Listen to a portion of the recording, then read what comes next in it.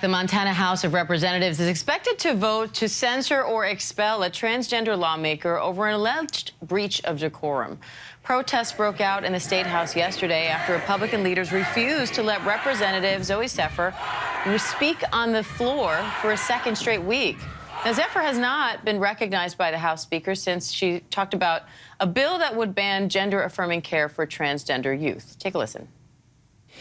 If you disallow the use of the medical care that is accepted by every major medical association, if you disallow that care and don't allow people to have access to that, the only therapy left is either A, meaningless, or B, conversion therapy, which is torture.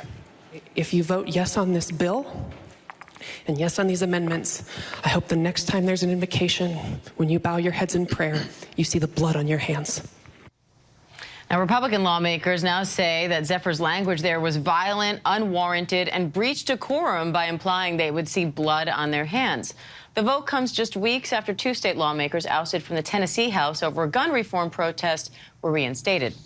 ABC's Brad Mielke, host of the Start Here podcast, joins me now for more on this. Brad, you actually spoke with Representative Zephyr recently. Break this down for us. Yeah, so Zooey Zephyr is the only transgender lawmaker at the Montana State House, and it makes sense that she would have something to say on this topic, since this is a ban that would ban gender-affirming care for use under 18. So that involves, hormone therapy, surgery, not often used, but if a doctor recommends it, this would now be criminalized. And so Zooey Zephyr said that the reason she was using such, harsh language here was because to her this is literally a life and death issue. We live in a country where 1 out of every 2 transgender people under the age of 18 has contemplated suicide. She said she was getting calls from people saying they were contemplating suicide as they were hearing this bill being debated. So this was not an abstract thing to her when she said that this is a life and death issue. Now, we've heard this type of language used in the gun debate, in the abortion debate. This is not necessarily new language. It's very powerful language, very visceral language, but we've heard it before. However, when Zephyr said it, she was basically shut down until she cannot speak again until she apologizes. So what are Republican leaders there saying about this decision? What's their response to the backlash? Well, this really is so interesting because this is not necessarily thus far the voice of the broader Republican majority. You've had statements from the House Freedom Caucus in Montana saying that this was violent language, it's hateful rhetoric, and yet there hasn't actually been a vote where everyone's actually had to raise their hand and say Zooey Zephyr should not be allowed to speak. Rather, this is the House Speaker taking it upon himself, saying, I have the right and the responsibility as House Speaker to keep decorum on my floor.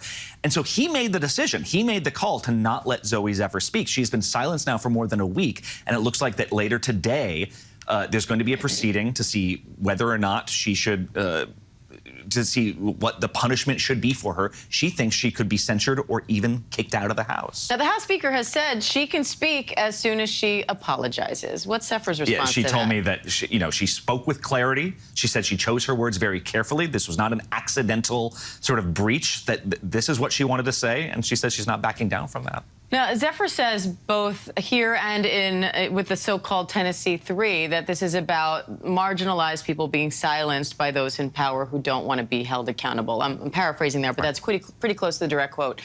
Now, the House Speaker here in this case is saying that we're treating everyone the same. Everyone has to abide by these same rules, and Zephyr can't be the exception. So how does this all play into kind of a larger conversation about how democracy works? Are we seeing things change? Well, and that's where I think this becomes a national story, because right now there's the question of what counts as decorum and what counts as something that should actually have you removed from doing your job as an elected leader. So, the Tennessee 3 were, 3 lawmakers that basically spoke up during protests where they, basically took over the House floor. Here in Montana, you had protesters coming into the state capitol on Monday and basically shutting down debate by being so loud. People were arrested, people were removed from the state capitol.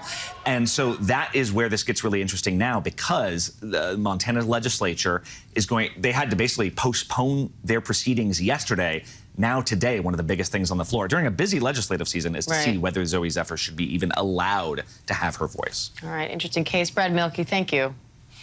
And to hear Brad dive into more stories like this, check out the Start Here podcast from ABC News. New episodes drop weekday mornings at 6 Eastern, wherever you get your podcasts.